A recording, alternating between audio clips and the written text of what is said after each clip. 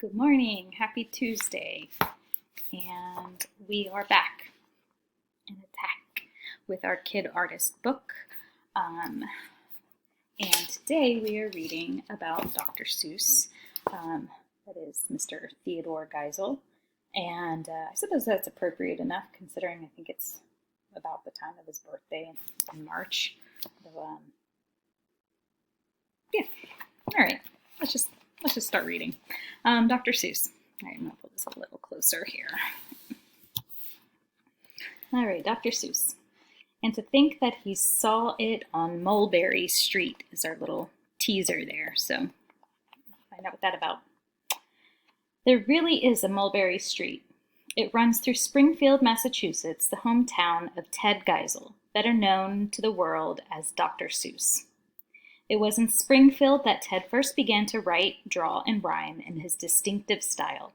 It was also where he learned an important lesson about discrimination.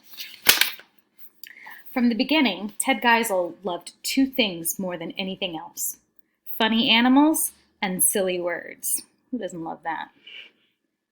When Ted was a boy, he lived 6 blocks away from the town zoo. On summer days, when school was out, he'd head over to the zoo and spend hours gazing at the monkeys in their monkey house and the lions in their cages. Then he'd rush home and, with his parents' permission, draw pictures of animals in crayon on his bedroom walls. I am not giving you guys permission to do that, and I'm sure your parents aren't either, unless you have some fancy, whiteboard wall. But that's pretty cool that his parents let him do that. Sorry, parents. The surprising thing was that Ted's animals looked nothing like the real ones. The creatures resembled cartoons. A duck with angel wings, for example. He would label each one with its own nonsensical name. One of his favorite imagery beasts was an elephant with 9-foot-long ears, which he called Winimph. Winimph. Again, he likes silly words, so I guess it's more like an onomatopoeia. The word sounds like it is. Winimph. I guess that's a sound the elephant would make, even. I don't know. Anyway. Ted's love of inventive words and funny sayings ran in the family. His grandfather had immigrated to America from Germany in the mid-1800s. Together with a man named Christian Kalmbach, he found a brewery called Kalmbach and Geisel, which sounded a lot like come back and guzzle, so that's what people started calling it. By the time Ted was born in 1904, his grandfather's brewery was one of the largest and most successful in New England. Its beer was delivered all over Springfield in a black and gold wagon pulled by Clydesdale horses. That's some fancy horse there. That's what the Budweiser horses are. Cat in a hat. Easter egg hiding out there. Ted's father helped run the business, and in his spare time he invented things and gave them funny names. His inventions included a machine for strengthening the muscles in a person's forearm and a device that prevented flies from getting into beer barrels. That's handy for them. His favorite was a mysterious contraption called the silk stocking back seam wrong detecting mirror. I'm going to read that again. The silk stocking back seam wrong detecting mirror. I guess something to do with ladies' stockings. Reading just that thing that his father invented makes me think of some of his kind of crazy inventions in his books. Ted's older sister shared his love for weird and wacky words. Her name was Margaretha, but she insisted that everyone call her Marnie Mecca Ding Ding Guy. Marnie Mecca Ding Ding Guy. Nobody knows why. Ted's mother's specialty was stringing words into a rhythm called a meter. Back when she was young, Henrietta Seuss Geisel had worked in her family's bakery. Later, after she married Ted's father, Henrietta would sing her infant son a lullaby about the pies she used to sell. Apple, mince, lemon, peach, apricot, pineapple, blueberry, coconut, custard, and squash. The meter stuck in Ted's head, helping him to remember all the different kinds of pies. I don't really know if I said that meter correctly. My ELA people can help me out. All right, anyway, here we have him kind of like counting pies as one would count sheep to fall asleep. Besides his love of wordplay, Ted had yet another reason for being fascinated with language. He was bilingual, meaning that he spoke two languages, German and English. At Christmas time, the family sang Stille Nacht instead of Silent Night and O Tannenbaum instead of O Christmas Tree. O Tannenbaum, O Tannenbaum, fill you. I don't remember the words. I used to know that in German because I took German in high school. Nope, I don't remember. Anyway. For dinner, Ted ate German sausages and he learned to appreciate the many varieties of liverwurst. So here we have Brezel, Bratwurst, Kartoffelpuffer. I think that's a mushroom. I don't know what that is. Spätzle, which is a type of pasta. Spargel, which is white asparagus. I remember hearing all about that in German class. And Apfelstrudel, which is just like a Danish and apple type of yummy, cinnamony sugar thing. I wish I had one right now. Ted never thought much about his German background or how it made him different from other kids in Springfield. But all that changed when Ted turned 13. That year, the United States went to war with Germany.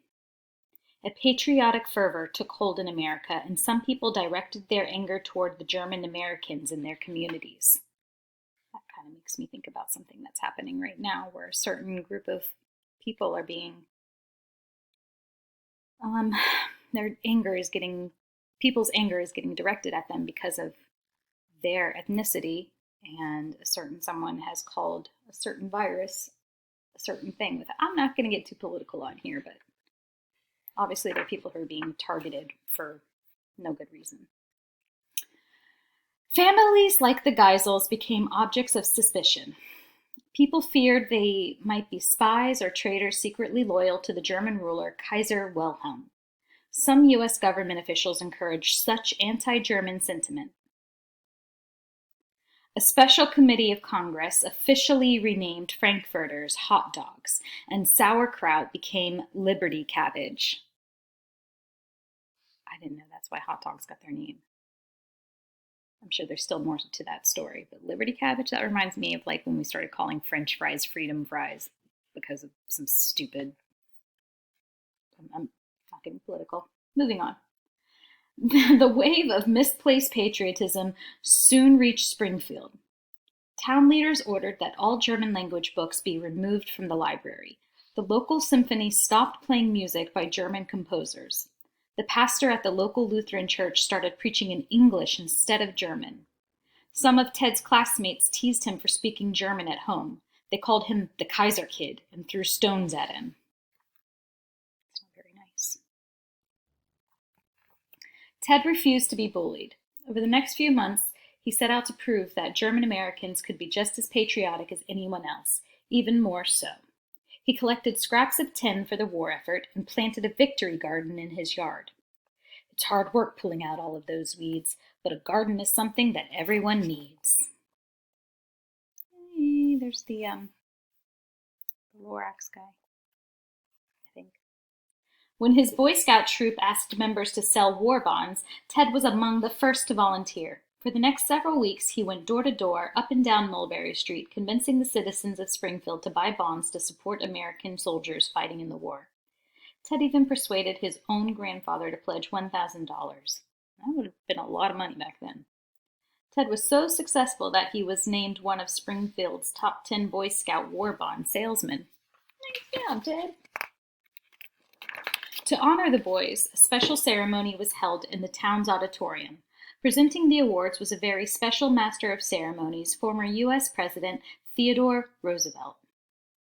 On the day of the event, thousands of townspeople crowded the auditorium. Ted was on the stage, along with his scoutmaster and the 9 other honorees. As patriotic music played, President Roosevelt approached the podium. He delivered a rousing welcome speech and then proceeded down the line to pin a medal on each boy's chest. When he got to Ted, however, he had no more medals to pin. Ted stood there awkwardly. He was so embarrassed. Oh my God, that's awful. That's terrible. As it turned out, Ted's scoutmaster had miscounted, giving the president only 9 medals instead of 10. Ted had the misfortune of being last in line. The scoutmaster hastily whisked Ted off the stage. Even though it was just bad luck, Ted felt like he was being punished for being German. I don't know if it was just bad luck. The memory of this mortifying moment never faded. For the rest of his life, Ted feared appearing on stage in front of large crowds. By the time the war ended, Ted was a sophomore in high school. Springfield's German-American citizens went back to their normal lives. Few spoke of the discrimination they had faced. But Ted never forgot. He began drawing cartoons for the school newspaper. The drawings combined his love of wordplay and fantastic creatures with his opinions about injustice and inequality. So I'm working in his studio.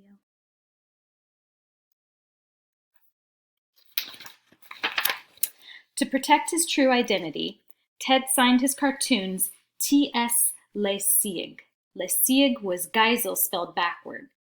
In time, he would adopt the more famous pen name, Dr. Seuss, by which we know him today. In 1921, Ted left Springfield to attend Dartmouth College in New Hampshire. Even though he was on his way to becoming an adult, memories of his hometown and the people there continued to influence his writing and his art.